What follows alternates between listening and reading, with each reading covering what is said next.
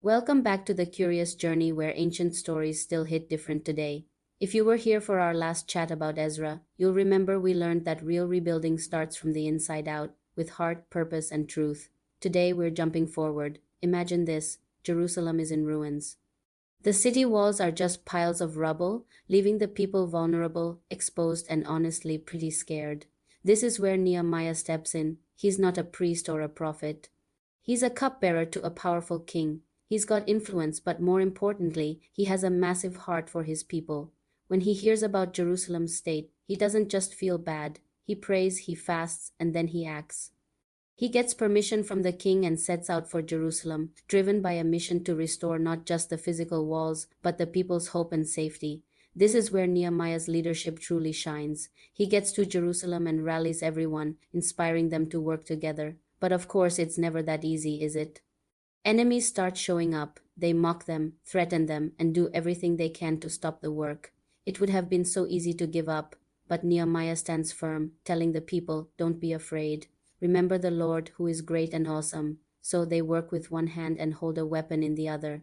Day by day, brick by brick, the walls start rising. And with them, so does the people's confidence, their faith, and their sense of who they are again. Once the walls are finally finished, the work isn't over. Nehemiah knows that physical security is nothing without spiritual strength. He gathers the people and they read the scriptures aloud together. They listen, they understand, and they recommit themselves to God's ways. It's a powerful moment of city-wide renewal.